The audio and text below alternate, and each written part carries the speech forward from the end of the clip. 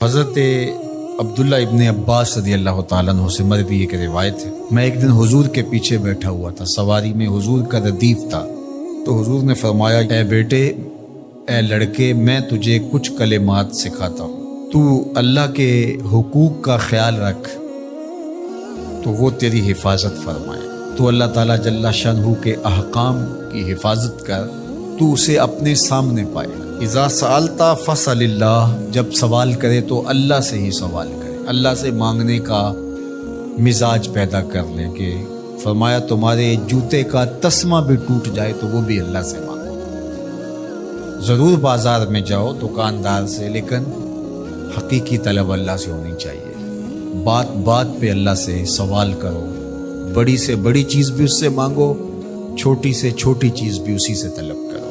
ہماری ساری ضرورتوں کا کفیل ہمارا رب، ہمارا مالک ہے۔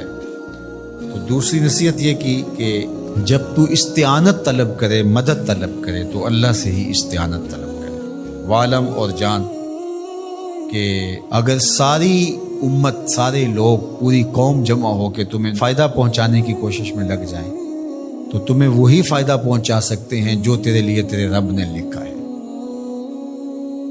اور فرمایا وَإِنِ اجْتَمَعُوا عَلَىٰ أَن يَضُرُّوكَ بِشَيْءٍ، اور اگر تمہیں نقصان پہنچانے کے درپے ہو جائیں، لَمْ يَضُرُّوكَ إِلَّا بِشَيْءٍ قَدْ كَتَبَهُ اللَّهُ عَلَيْكَ، تو تجھے صرف وہی نقصان پہنچا سکتے ہیں جو اللہ نے تیرے لیے لکھا ہے۔ سارا زمانہ بھی مخالف ہو جائے، تیرا کچھ نہیں بگاڑ سکتا۔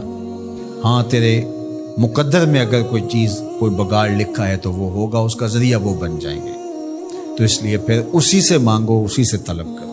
رفعت الاقلام وجفت الصحف، جو لکھنا تھا اللہ نے لکھ دیا، لکھنے کے بعد قلم اٹھا لیا گیا اور جن صحیفوں پہ لکھا تھا وہ خشک ہو گئے۔ اب کتابیں بند ہیں، تو اس لیے اس نے تیرے لیے جو لکھا ہے وہ ہو کے رہے گا، تو خام خواہ لوگوں سے ڈرنے کی ضرورت نہیں ہے، اور تیرا فائدہ، تیرا نقصان اسی کے دستے قدرت میں ہے، تو اسی سے طلب کر، اسی سے مانگ۔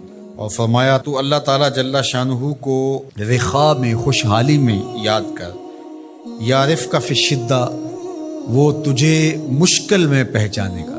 یعنی جو شخص خوشحالی کے دور میں اس کے پاس دولت ہے، صحت ہے، تو اللہ تعالیٰ کو فراموش نہیں کرتا، اللہ اس کی بدحالی کے زمانے میں اس کو فراموش نہیں کرتا۔ وعلم، اور جان، ان النصر مع الصبر، کہ جو مدد ہے وہ صبر کے ساتھ آتی ہے۔ وان الفرج مع الکرب، اور کشادگی جو ہے وہ مشکل کے ساتھ آتی ہے۔ وان مع العسر یسرا، اور سہولت جو ہے وہ مشقت برداشت کرنے کے بعد آتی ہے، تنگی کے بعد فراخی آتی ہے۔ پہلو مشکل، پھر تمنا، پہلو کنڈا، پھر پل، شاید مگروں پہلو مکھیاں ڈس دیاں ڈنگ والیاں۔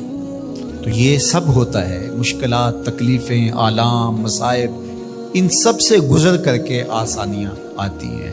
خود حضور کی زندگی دیکھ لیجئے، مدنی زندگی مکی زندگی کے گزرنے کے بعد، طائف کے مراحل کو طے کرنے کے بعد آتی۔